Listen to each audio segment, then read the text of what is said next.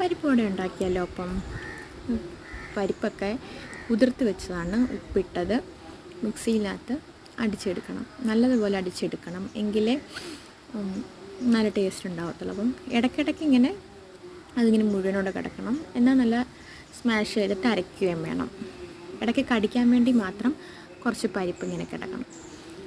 അരച്ചെടുത്തിട്ട് പിന്നെ കുറച്ച് കറിവേപ്പില ഇടണം, സവാള കുനുകുന അരിഞ്ഞത്, ഇഞ്ചി കുറച്ച് കുനുകുന അരിഞ്ഞത്, അതൊക്കെ നമ്മുടെ ടേസ്റ്റിനനുസരിച്ച് വേണം ഇടാൻ. പിന്നെ കുറച്ച് പച്ചമുളക്, എരിവ് വേണ്ടവർക്ക് നല്ലപോലെ പച്ചമുളക് ഇടാം, എരിവ് വേണ്ടാത്തവർക്ക് കുറച്ചിടാം. ഉപ്പ് ഓൾറെഡി പരിപ്പിലിട്ടാണ് മിക്സിക്കകത്ത് നമ്മൾ അടിച്ചെടുത്തത്. പിന്നെ കളർ വേണ്ടവർക്ക് മഞ്ഞൾപ്പൊടിയോ മുളക് പൊടിയോ എന്തെങ്കിലുമൊക്കെ ഇടാം. ഞാൻ പക്ഷേ അങ്ങനെയൊന്നും ചേർക്കുന്നില്ല, എനിക്കിങ്ങനെ ഉണ്ടാക്കുന്നതാണ് ഇഷ്ടം. അപ്പോൾ നല്ലപോലെ വിടുക. പിന്നെ കുറച്ച് കായപ്പൊടി ഇടുക, അത് നമ്മുടെ ടേസ്റ്റിനനുസരിച്ച് കായപ്പൊടി ഇട്ടിട്ട് എല്ലാം കൂടെ ഒന്ന് നല്ലപോലെ മിക്സാക്കുക. ആ കായവും സവോളയും പച്ചമുളകും കറിവേപ്പിലയും എല്ലാം നല്ലപോലെ അതിൻ്റെ കൂടെ ബ്ലെൻഡ് ആവണം. അപ്പോൾ നല്ലപോലെ മിക്സാക്കി എടുക്കുക.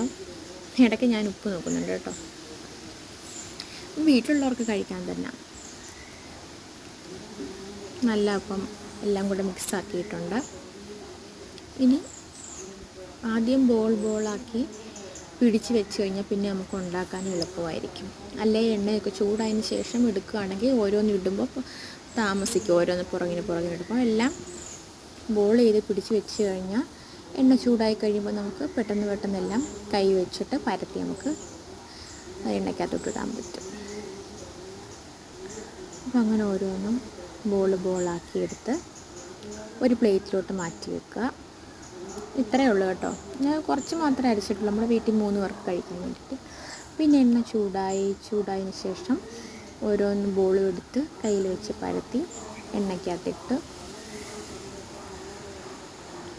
ഒരു ട്രിപ്പിന് 3 പരിപ്പ് വട വെച്ചിട്ടാണ് ഞാൻ ഉണ്ടാക്കിയത്. കുറച്ച് എണ്ണയെ ഒഴിച്ചിട്ടുള്ളൂ.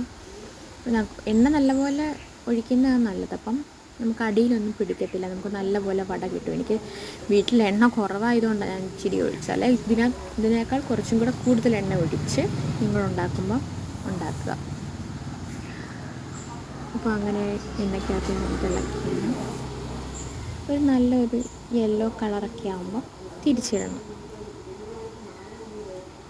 ആ പരിപ്പ് വട ഇവിടെ എല്ലാം മുരിഞ്ഞ് റെഡി ആയിട്ടുണ്ട്, ഉള്ളൊക്കെ ഇപ്പോൾ വെന്ത് കാണും. അപ്പോൾ അങ്ങനെ കോരിയെടുക്കുക. പരിപ്പ് വട റെഡിയായി. ടേസ്റ്റി